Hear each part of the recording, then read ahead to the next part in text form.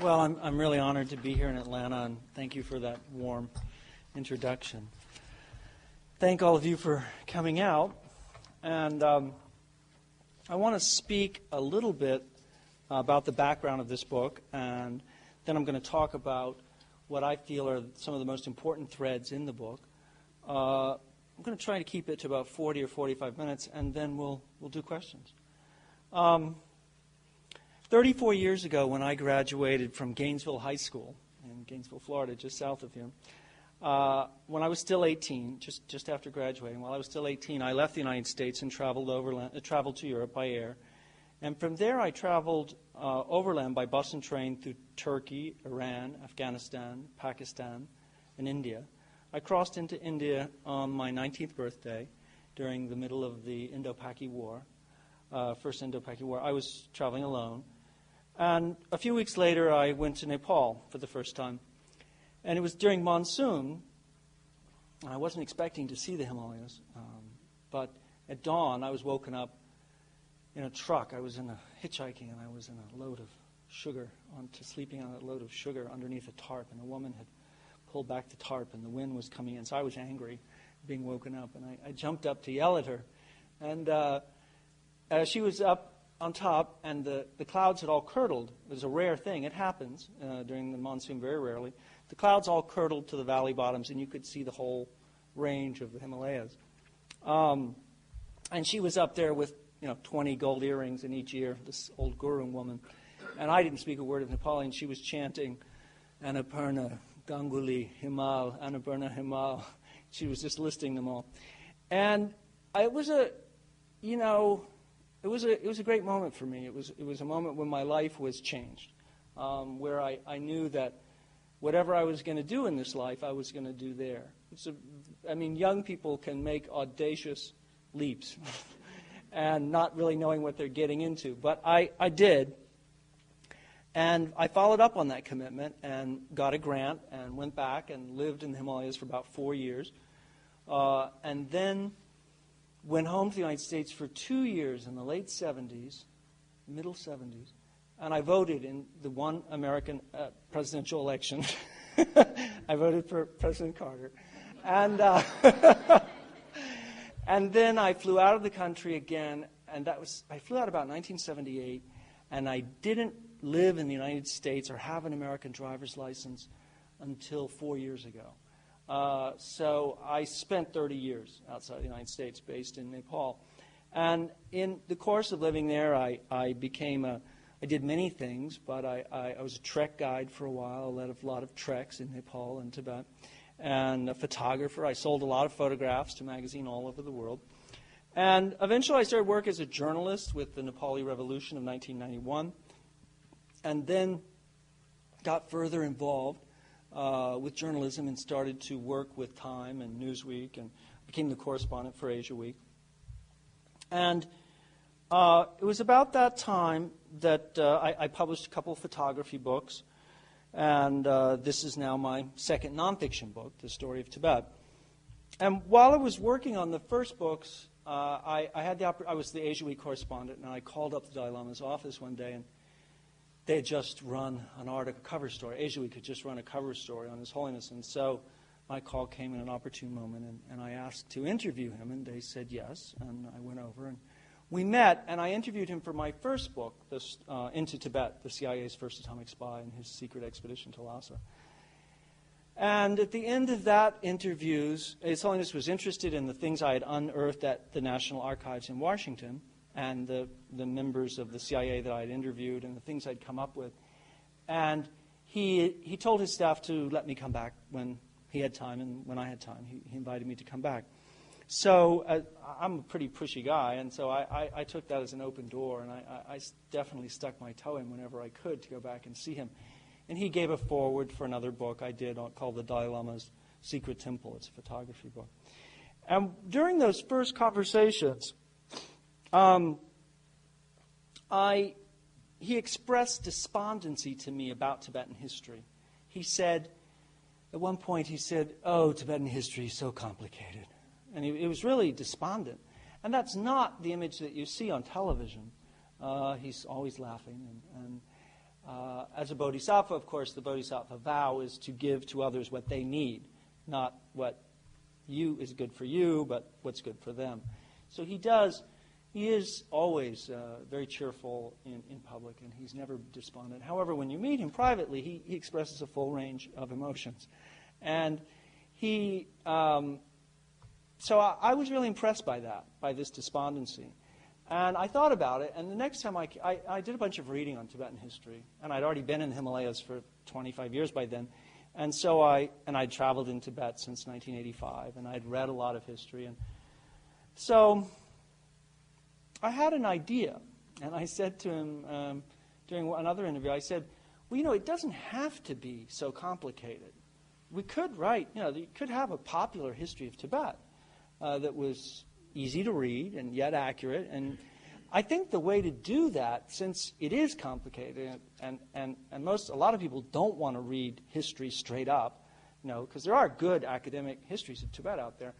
I said, what I think you need is a popular history of Tibet. And the trick to pull on the readers would be to tell them about you and to learn this history as you learned it. And I think the readers want to know what you feel about this history and what you think it means and how you learned it and who taught it to you and what you felt about it when you learned it and what it means to you now and so on. And finally I said, he laughed, and I said, would you write a history of Tibet with me? And he said nothing for about 10 seconds. And then he looked at me and said, yes, I'll do that with you. I think that's a really important work. He could have obviously chosen any number of people to write this book with. And by the time he said yes to that request, he already knew that I was sometimes rude to the point of impertinence, and I was pretty pushy when it came to a story idea that I was interested in. And so he went into this knowing already that I was a journalist and I was aggressive. I had a lot of sympathy for him, but I was going to be pushy. What surprised me was I quickly learned that wasn't something negative in his eyes. That was a good thing. That's what he wanted. And this book is what it is because he is so honest, because he is so welcoming to questioning, because he's so open. That took me a while to figure out. When we all approach the Dalai Lama sort of wondering what he can do for us, I mean, if you're so lucky as to meet him, Tibetans come to him and they want a blessing from him, and Westerners come and they want the secret teachings of the ages, please, right now, so they can be enlightened immediately, and or they come and want to tell him about their past life as Napoleon, or he gets quite a range of people, and he tells jokes about them, but in a kind-hearted way. What struck me was that if I could write, that he had felt that despondency, so that if I could write this book, it would almost be like doing something for him and for average readers around the world. And my background left me prepared to do it, the 30 years I'd spent in Asia. And so tonight I want to speak about some of the major themes in the book. I'm going to read a few extracts. And then we'll take a few questions. The unexpected thing about this book, now that it's finished, is that we learn so much about who the Dalai Lama is, what he believes, what motivates him. And when he explains the essence of his nation's history, somehow he reveals himself. We don't know much about the secret Buddhist tantras, most of us. I don't, and I've studied Buddhism for 30 years. But we all know a snapshot of the history of our country. Some of it's myth, some of it's reality. It's hard to always know the truth. This year you may think one thing about the Gulf of Tonkin, and next year you may think another, or this year you may think something about weapons of mass destruction, and next year you might think another. So it's difficult to know what history is. But part of history is the stories we tell. Now, I'm sure that the story about George Washington chopping down the cherry tree is probably false. But it tells something that all Americans share, which is we really believe that George Washington was truthful. Have I got that right? Is that Washington? Was a cherry tree? Right, yeah. Yeah, we all really believe that. So the facts of history, in that case, for our national story, don't matter so much. But the fact that we all share that, you all went, you all know that story. We don't have that for Asia. We don't have any of that. What this book tries to do is, using a little magic trick of your interest in the Dalai Lama, give you that snapshot of Asia. And that works because you learn so much, because the Dalai Lama is so captivating, because he's such a unique personality. You learn so many things about him, like, for example, about his meditation practices and how that influences his view of history. Let me explain. You may not know what the Dalai Lama's ideas about meditation are, so just let me read you something from him. The Dalai Lama spends 4 or 5 hours every day doing Buddhist meditation. One of the ideals, he would say practical attitudes he cultivates through meditation, is a lack of attachment. Thus, he's not easily angered or startled in most situations, and he does not blame others or outside events for his own reactions, as most of us would do. One day during an interview, the Dalai Lama had just raised one arm straight above his head to make a point. He can be very animated. Suddenly, the windows in the room rattled with a distant, loud explosion. Everyone in the room, except the Dalai Lama, was startled, and we all jumped in our seats and laughed nervously. The Dalai Lama smiled at us. At the sound of the explosion, he had paused, with his arm raised, his finger pointed straight. Neither arm nor finger wavered, as he waited patiently for us to settle down. Then he continued, as though nothing had happened. He appeared to have no involuntary reaction at all. His utter stillness when everyone else flinched is the physical aspect of the lack of attachment he has developed through meditation. Experimentation by Western researchers has confirmed that meditation masters can control such involuntary physiological responses, and that most of us do not have this control. While detachment developed through mental training may seem abstract or spiritual, it's fundamental to who the Dalai Lama is. A lifetime of meditation has changed not just how he physically responds to situations, it has changed how he sees the world and how he behaves within it. It would take several years for me to appreciate how his lack of attachment, born of intense meditation practice, has shaped his view of history. We're going to skip very far into the book, very quickly, and I want to read a passage about Vikramashila. It was the last great Buddhist monastery in northern India in the 8th and 9th century.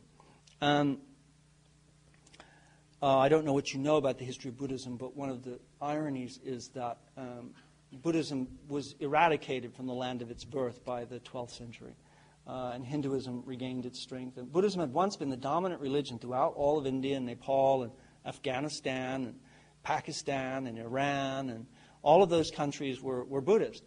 And all of that was completely eradicated by the Muslim invasions of the 9th, 10th, 11th, and 12th centuries.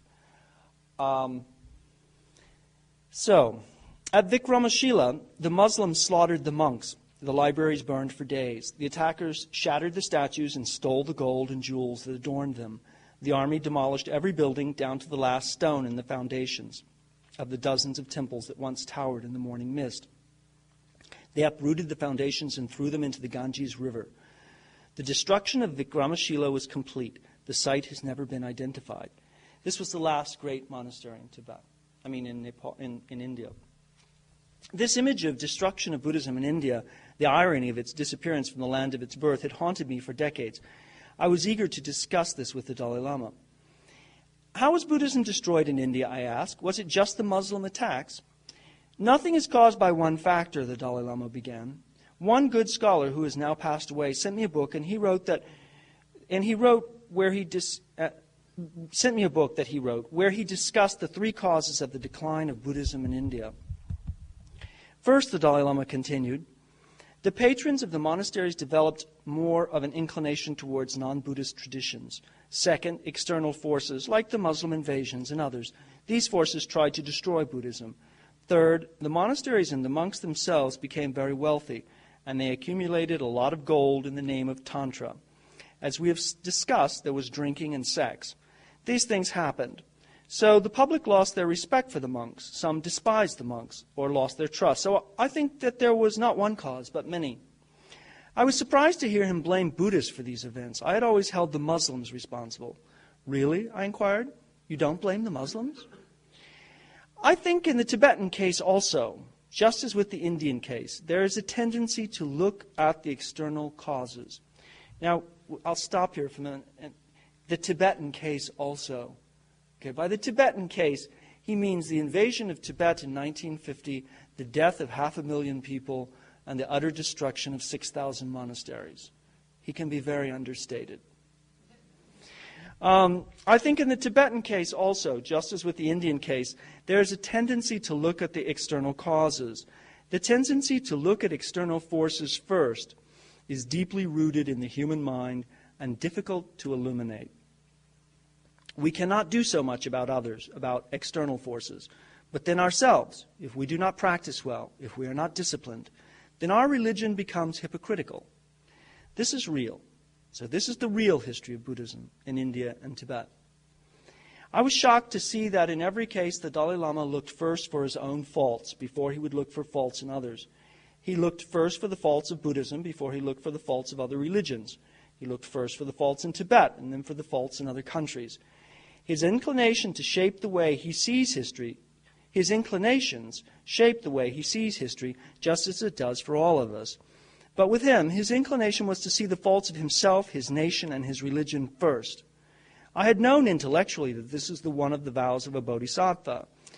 Listening him to describe the destruction of Buddhism in India as the fault of the Buddhists, at least in part, brought that knowledge to life in a way that was acutely painful. I knew he was right, but I had never met anyone who gave more than lip service to such an ideal. The tendency to look at external forces is deeply rooted in the human mind and difficult to eliminate. I should not have been surprised when a conversation with the Dalai Lama about the history of Tibet led to something more universal than just the study of one country. But I was. The more time I spent with him, the more he surprised me in ways I was not prepared for. There was nothing vague about his spirituality.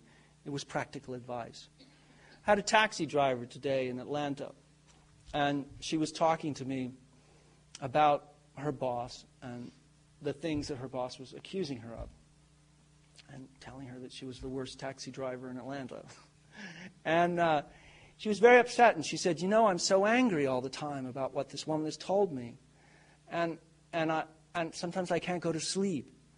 And I said, "Well, you know," and she'd heard that I'd written a book with the Dalai Lama, so she said, what can I do about that? And I said, "Well, I can't tell you, but I know that I stay awake sometime at night when I feel people have accused me of things that are wrong, and that anger only hurts me.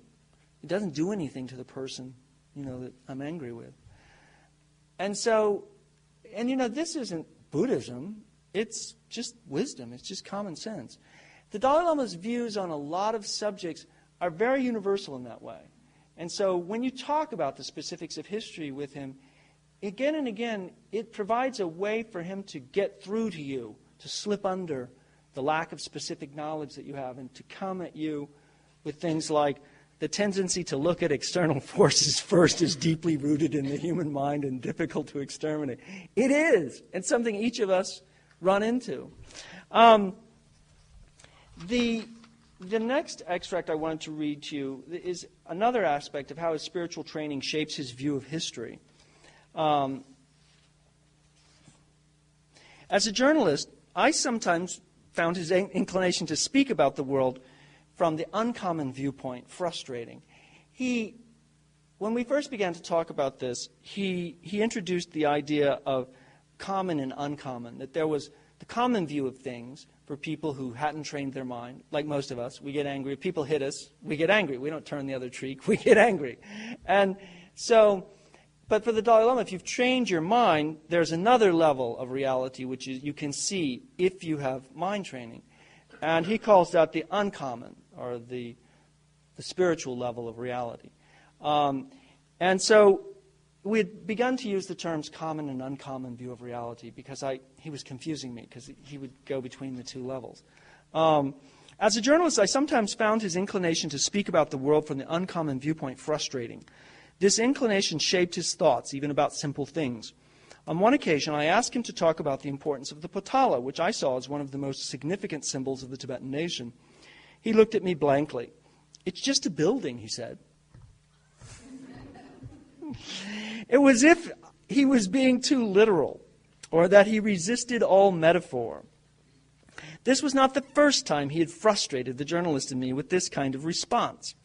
Unlike Tibetans who meet the Dalai Lama so reverential that they cannot contradict him or have an open dialogue with him, I couldn't restrain the anger in my voice. "What do you mean it's just a building?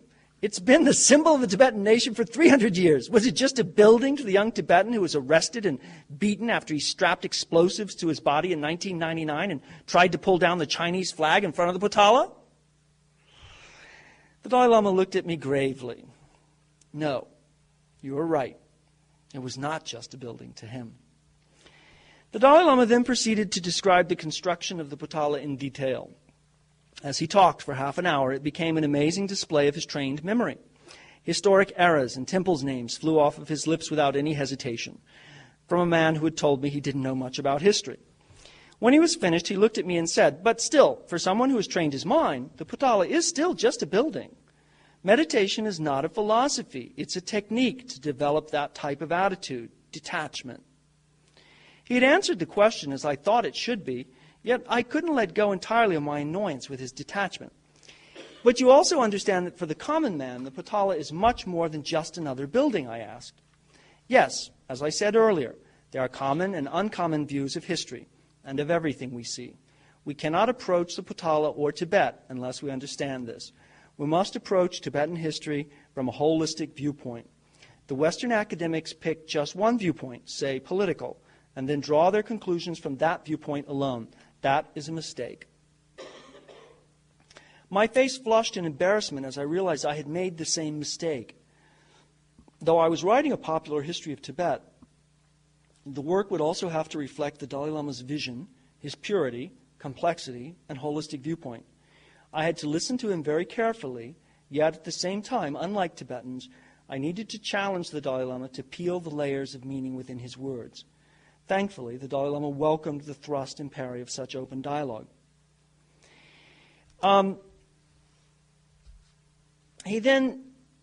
We spoke a little bit later about another aspect of this, and he said there was a negative aspect to Tibetans' devotion to Buddhism, the Dalai Lama said.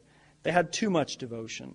The religious leaders thought of religion and their monastery or order first, and then they thought of the Tibetan nation second, if at all. Their first concern was the Dharma. Worse, it was not even the true Dharma that they thought about. They were concerned with making things big and grand. They thought of big monasteries and big statues as though this was the true Dharma. This was foolish. This was one of the seeds in Tibetan history that led to today's tragedy, he concluded. This one-sided concentration on Dharma. So as you can see, there are many different ways in which His Holiness's understanding of Buddhism deeply affects how he views Tibetan history. And I think it would be very hard to get such an accurate biography of the Dalai Lama, of his mental state, to calibrate what he feels and his motivations, without discussing Tibet with him. Somehow it's the example which allows him to express who he is, as he expresses what Tibet is. There is another... this idea of him as a person is interwoven throughout this book extensively. But there is another thread in this book. It's about history and politics. It's about politics, not it's just simply about politics. And one of the reasons this book was written was to shed light on the political heart of the conflict between China and Tibet.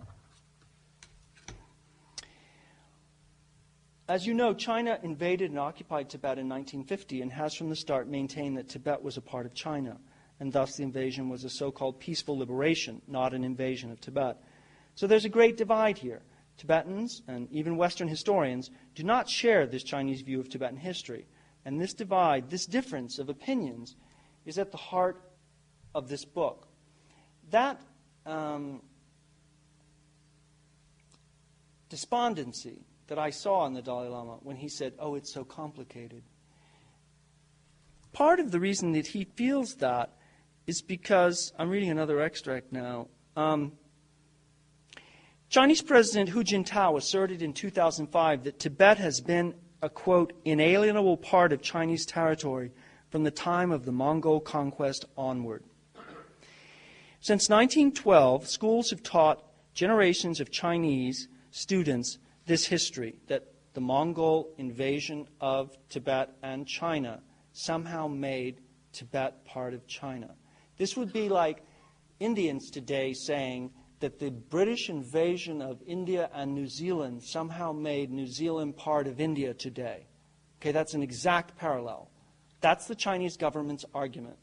Now, the very odd part about this is that the Chinese government has convinced 1 billion people that those are the facts. Since 1912, schools have taught generations of Chinese students this history. Yet, over 50 years after China's invasion of Tibet, with the Dalai Lama and more than 135,000 other Tibetans living in exile, the two nations remain locked in battle about Tibet's status.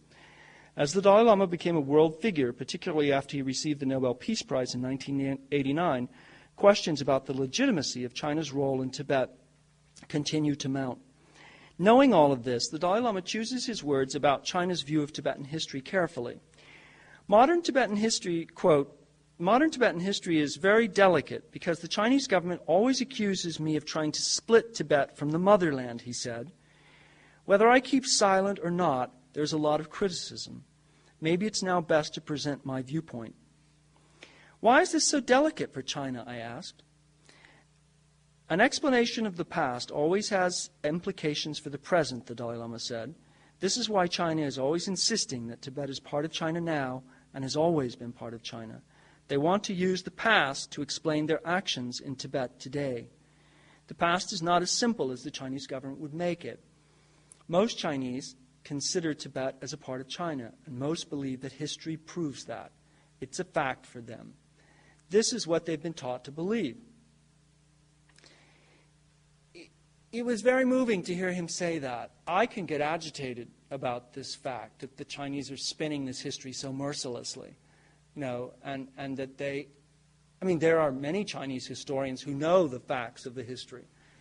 We know that Ming Dynasty Chinese historians, immediately after the Mongol invasion, so when the Mongols were thrown out in 13 whatever, they invaded in 13 something, they were out by 14 something, and the Ming Dynasty begins. Ming historians immediately said, "Oh, actually, Genghis Khan was a Chinese emperor.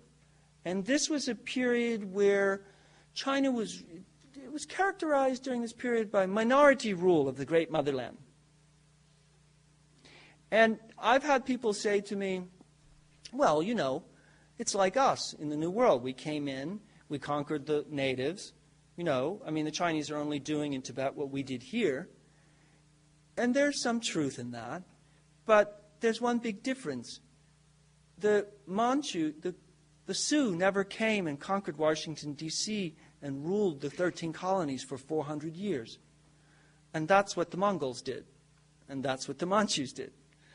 So China has desperately tried to spin this history. If you read the Tao Te Ching, it's a great spiritual classic from, I think it's around the Tang Dynasty, 9th, 10th century, maybe earlier, in China. And one of the things it says there is that, to be great is to be weak. Water overcomes stone. Again and again, you see in Chinese metaphors this thing of the weak overcomes the strong. The great nation submits. And when you start to read the Tao Te Ching in light of the Mongol conquest and occupation of China with the death of 20 or 30 million Chinese or more, the Manchu conquest of China for 400 years, the Chinese pigtail that such a racist stereotype in this country, or the Chinese jacket, those weren't Chinese. Those were Manchu.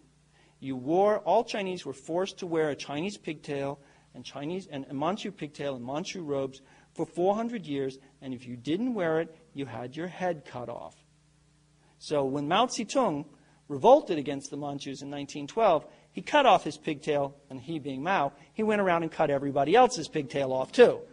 And this is a vision of Chinese history that's obvious to the Dalai Lama. It's obvious to Americans, say, like Owen Lattimore from the 1950s. But it's not obvious and has not been taught in American history classes during much of the 20th century. Somehow we in this country have confused Mongol borders and Manchu borders with Chinese borders. And that's exactly what the Chinese did. And that's the basis of their occupation of Tibet. We didn't invade Tibet. It was already ours. And this isn't being said 50 years ago. This is being said by Hu Jintao, the president of China, with a straight face to the press today.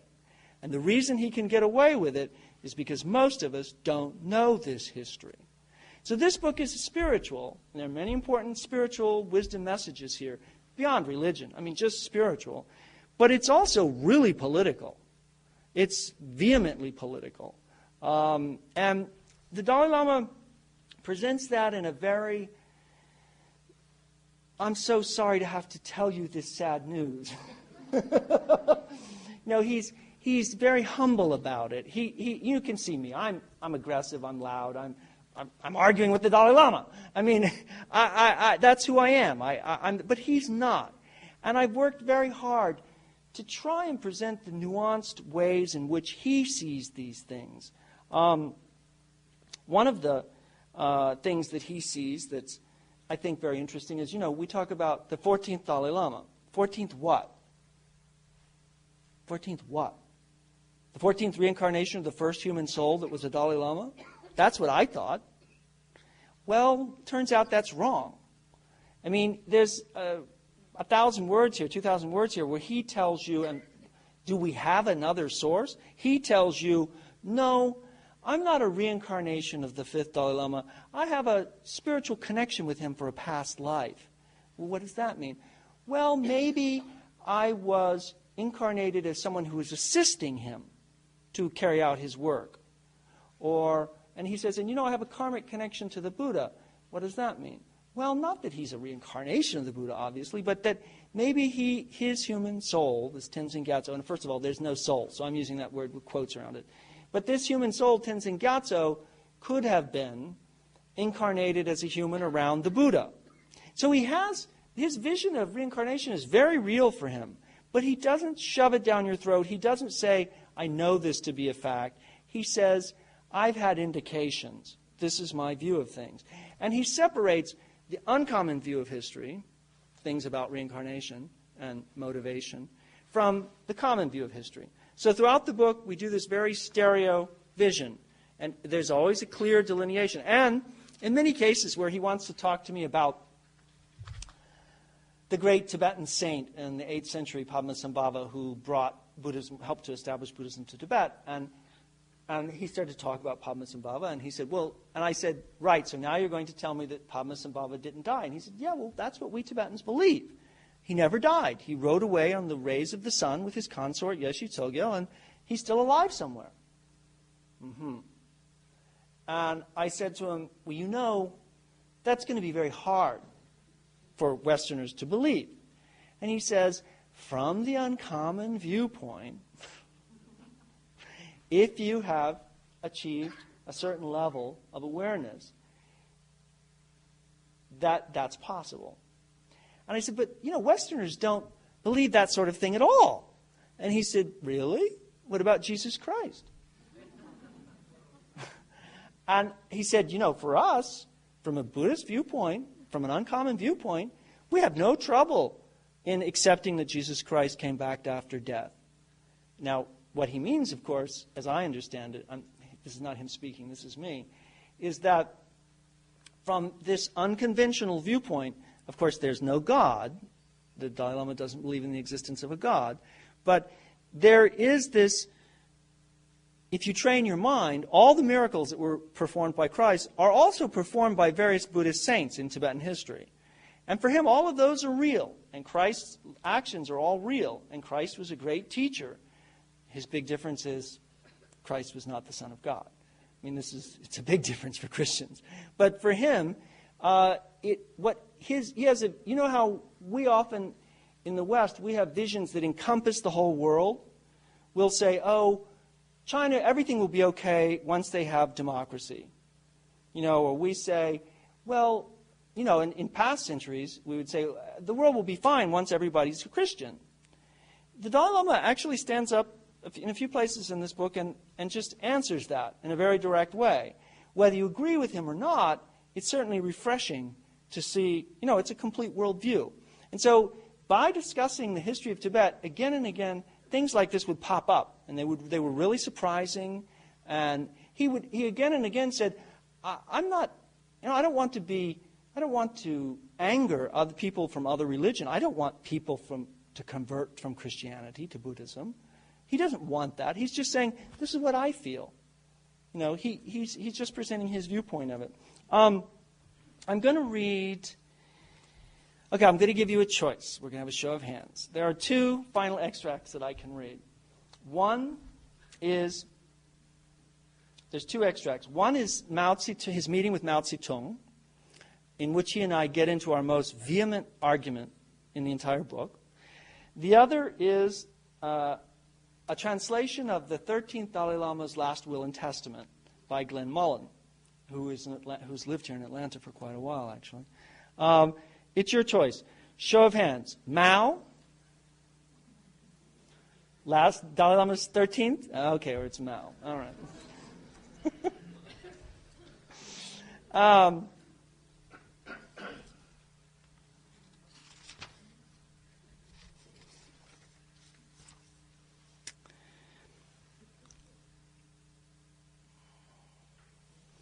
So let me set the stage for you. It's 1953.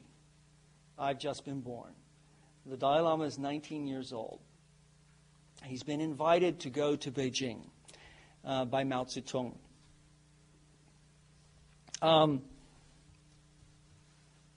China's already invaded Tibet in 1950. They haven't killed a lot of Tibetans at that point. It's the velvet glove approach in the first few years of the Chinese invasion. They don't have roads that go to China, from China to Tibet. So the invading Chinese army needs the Tibetans' assistance to get into the country. So they're being very kind to people. They're paying them to help them build roads. And they've invited the Dalai Lama to come to the great motherland and meet with the great helmsman to understand the great wisdom that the Chinese people want to share with their Tibetan brothers. He's 19 years old. This is something that people, I think, tend to forget. Mao Zedong at this point is, 63? So, at this most dangerous moment in modern Tibetan history, I said, after the preceding regents have failed to resolve the situation with China, after China invades, you're just a 16-year-old boy and you're asked to take over responsibilities for the nation.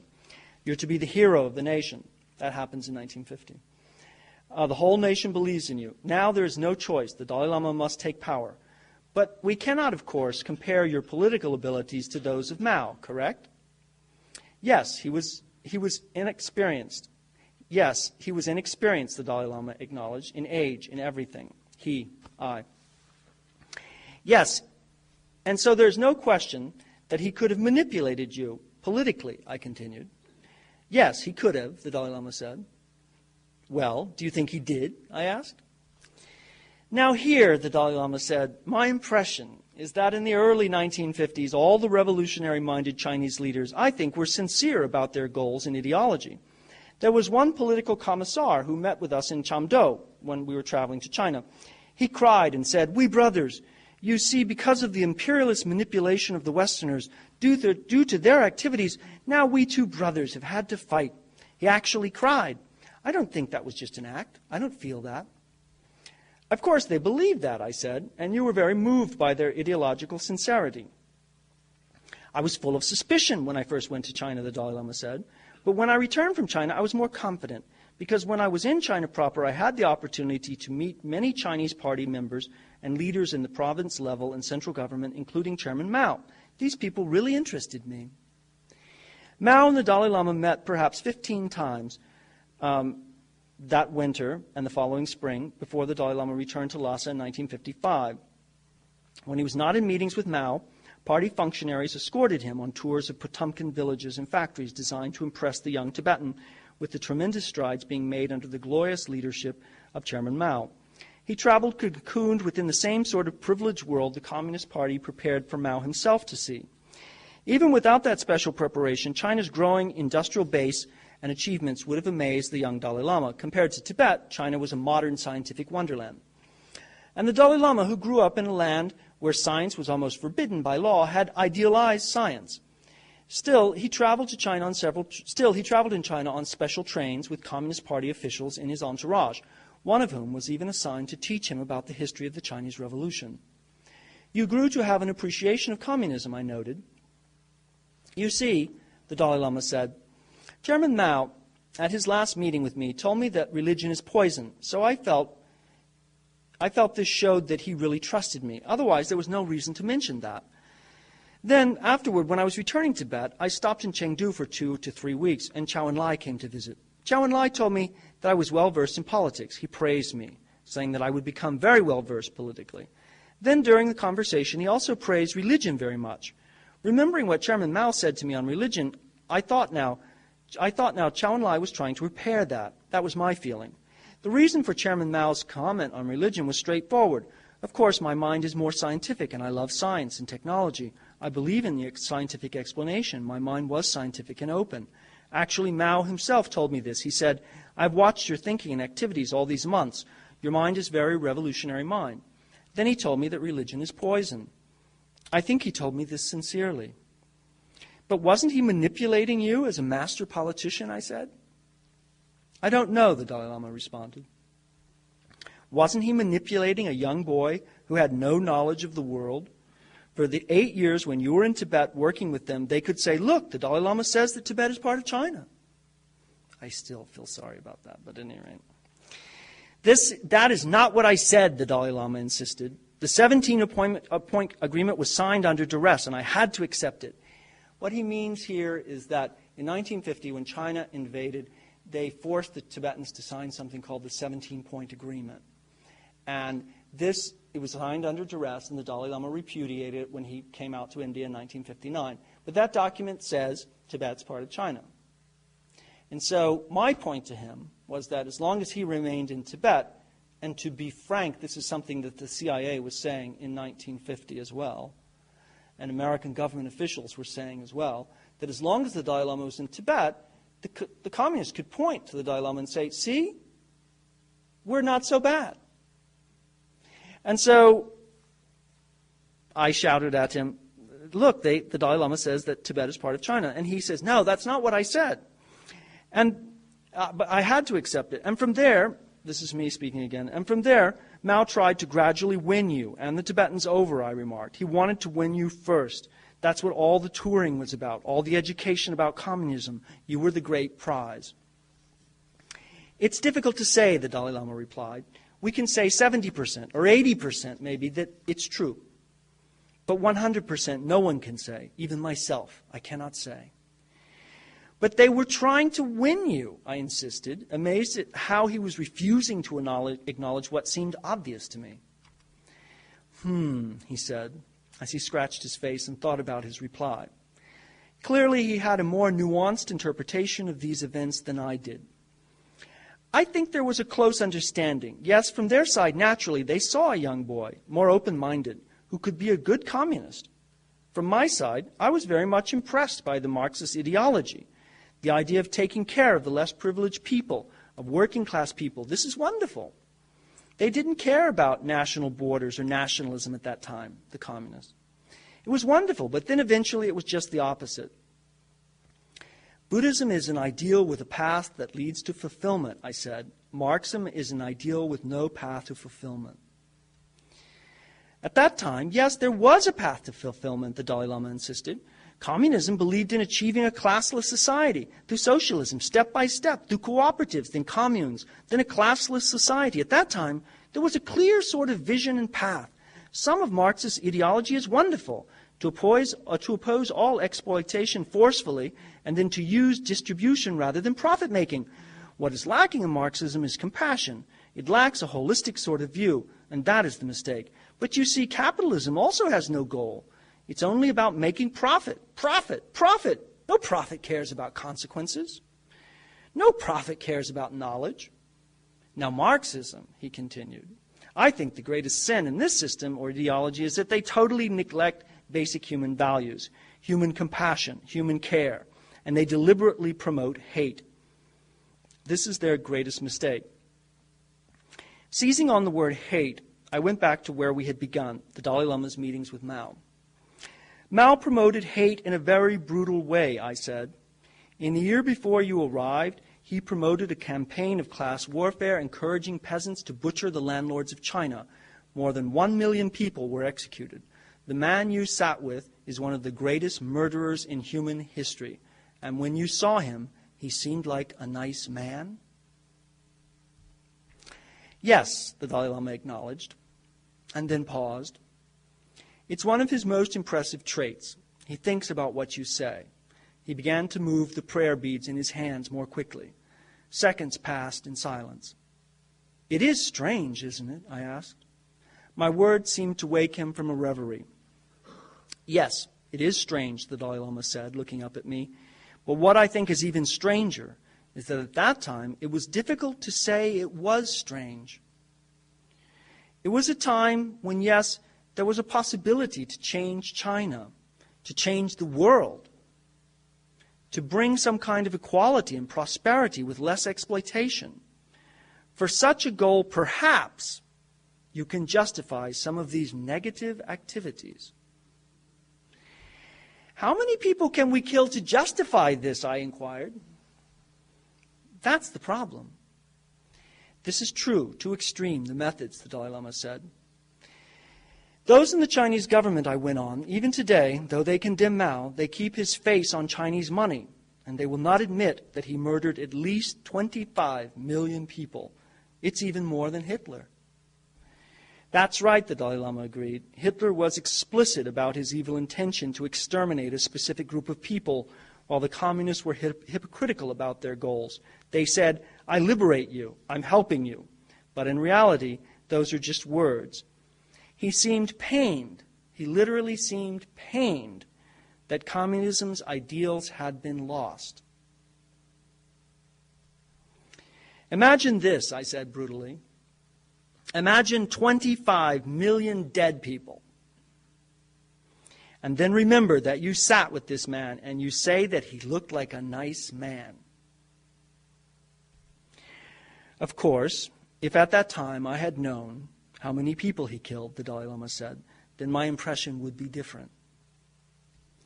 Yes, I replied, it was because you did not know what was happening in the world and in China.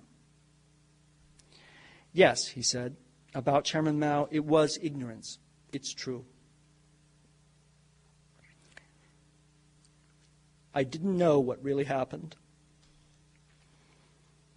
My teachers did not spend the time to teach me about history. So in their curriculum, there was only Buddhist philosophy. And you have said several times that you do not regret that, I said. No regrets, he said, laughing again. But when you went to Mao in 1954, you had no historical education, and Mao was a master of history. So it was easy for him to manipulate you. But we never discussed history. He never brought it up, the Dalai Lama said. It wasn't the issue, he said with a merry laugh. And once again I laughed with him. Mao did not need historic excuses for what he did, as Hu Jintao does today. Actually, the Dalai Lama said, during my visit in China proper, I did have some sort of lesson about history. Whenever I had some leisure time out, one of the assistants with me, one Chinese acting as a liaison officer, he explained the history of the Chinese Revolution. I think that's the only history lesson I ever had. Your first history lesson was given by a communist, I said. And it was not about China's history, he said, or about Tibetan and Chinese history. It was just about the revolution. Yes, I'm sure that for them it was the only history worth learning, I said, expecting a laugh, and I was rewarded with one. As I watched his long face crinkle with mirth again, I thought about all he had taught me, and in particular all that he had said about his education. Clearly, his spiritual training is the wellspring of his immense strengths, the source of the human wisdom he has carried to the world at large. Thank you for having me. If there's any questions, I'd happily entertain them. I want to have plenty of time for you to sign books, and I want you all to buy stuff that you want to. But let's take 3 or 4 questions, because I want to have time to have you sign, and we'll be answering some questions out there as well. Absolutely. Sir. On the Buddhist part of Tibetan history, the external aspects of Tibetan Buddhism are so different from like the Theravada and the Zen. Yes. And I know when the Dalai Lama experienced Zen, he said it was so different. Did he talk about the Bon influence on Tibetan Buddhism, and how did he feel about that regarding... Bon is a subject that we skipped. It's 1,000 years of history, essentially, in this book, and it's only 400 pages without the notes. So I elected to not really focus too much on Bon. But you're very well informed on the subject. So as you know, there was clearly an impact from Bon on the development of Buddhism in Tibet. And the Dalai Lama has spoken about that on other occasions. Other questions? Maybe not. Next. Questions? Over here. First, just a quick show of hands in the audience. I'm just curious how many people here that didn't follow Tibet. Okay, fascinating. I'm curious if you ever got any impression, or whether this holiness ever indicated any idea about how Tibet might be different today, 50, 60 years later, if China had had a more neutral or benign attitude, if they'd allowed them to basically stay autonomous. Well, what he says... I only have to say that because I've actually heard him say that perhaps what has been seen as a tragedy around the world has had this positive effect of causing this diaspora of Tibetan Buddhism around the world. So I know he's not one to dwell on regrets, but is any indication if he didn't think about what might have been? Yeah, we talk about that, and there's some of that in the book.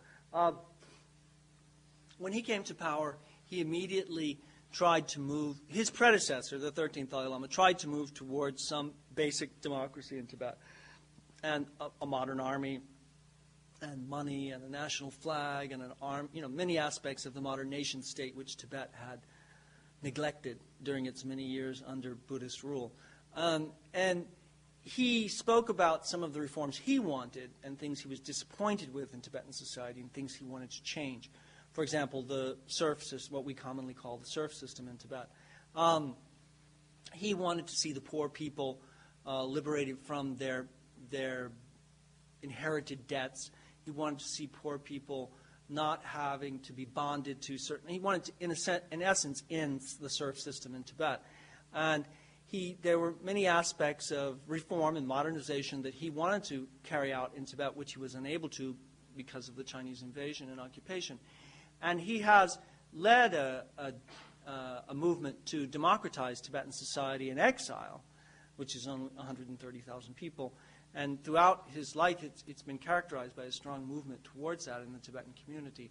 So, and now when he speaks about wanting to return to Tibet, he speaks about not wanting to have a political role for the Dalai Lama. He speaks about wanting to be a religious leader for the people and to live in peace in a truly autonomous region of Tibet, of the truly autonomous region of China, where Tibet would be not occupied by millions of Chinese. So clearly he has a vision of what Tibet could have become if China had lived up to the promises it made in the 17-point agreement. In your discussions with him, since he's a fan of science and technology, did he ever say anything about how his life, the world has changed dramatically, and how past Dalai Lamas were so isolated in that region, and now he's so interconnected with the outer sections of the planet?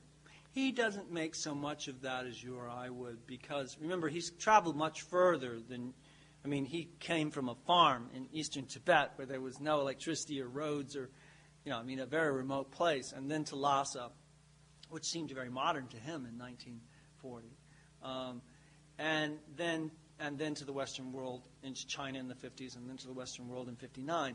So, but, one of the things you get in talking with him is that technology is not the issue. What's at issue is always what human beings do with it.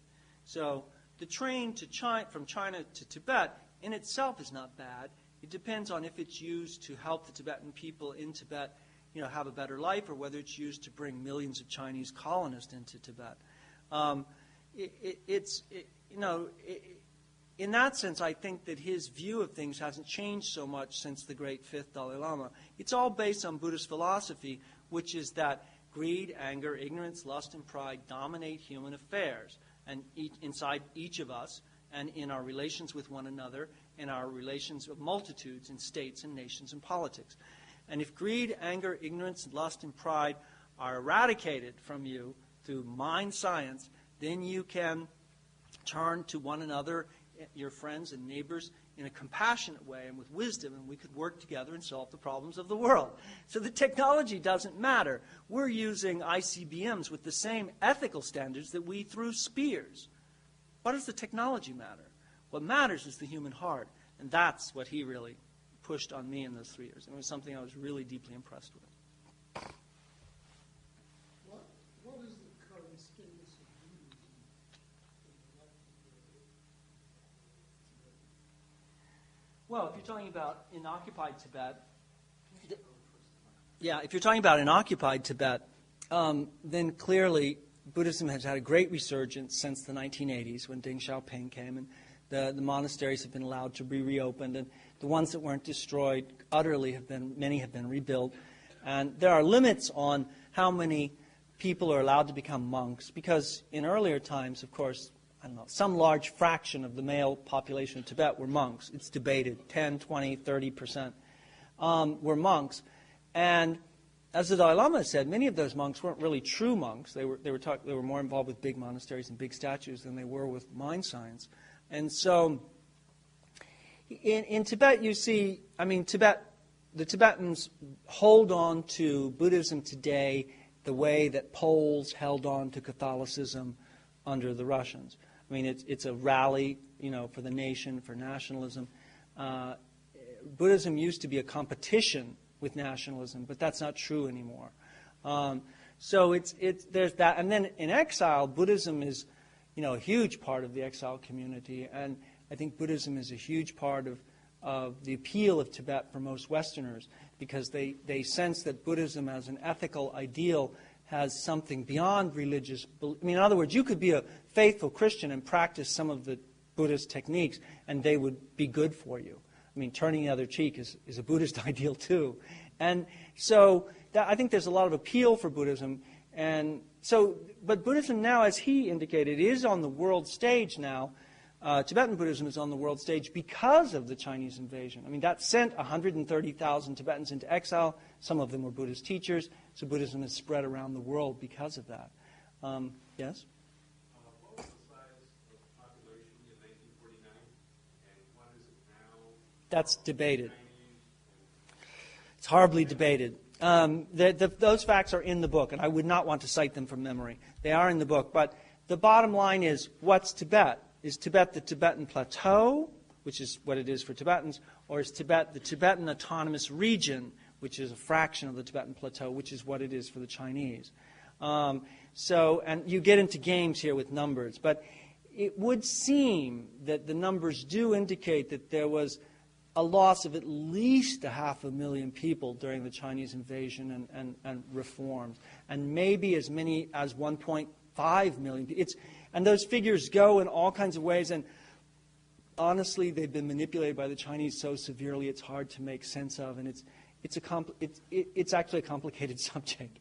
But the one thing I can say is the Tibetan Plateau is bigger than Texas and California combined. It's the size of Western Europe, and the plateau has maybe 5 million people total, including all the Chinese that are there.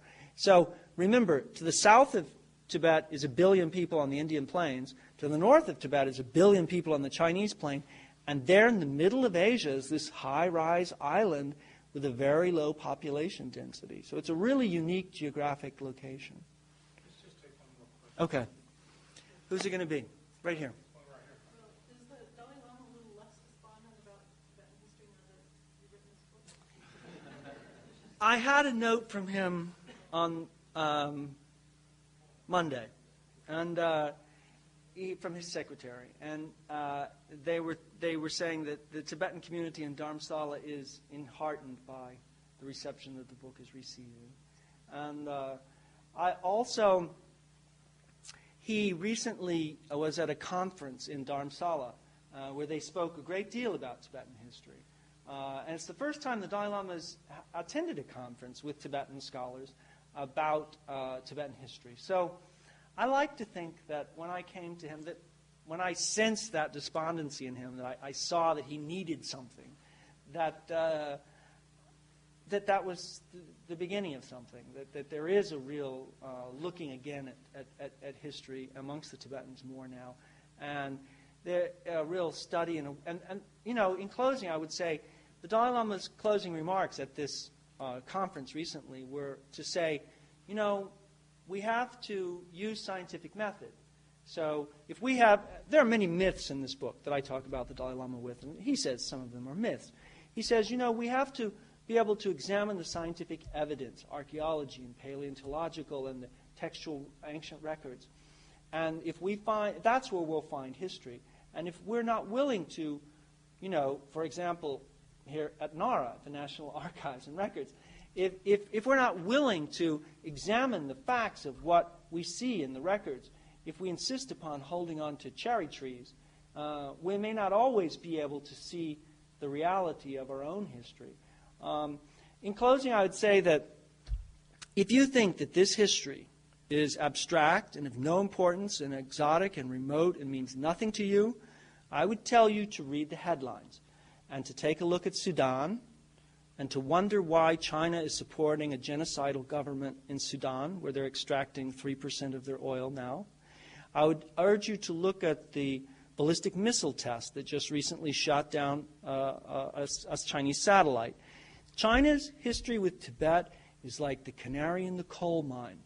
The canary's already dead. We're just not paying attention. The history with China is not something that we can afford to ignore. One of the great tragedies of American history in the 20th century was that we voted with the Soviet Union to prevent an open discussion at the United Nations of the Chinese invasion of Tibet. Read that once more time. We voted with Russia to block an open debate of the Chinese invasion. That's our history. Thank you for having me.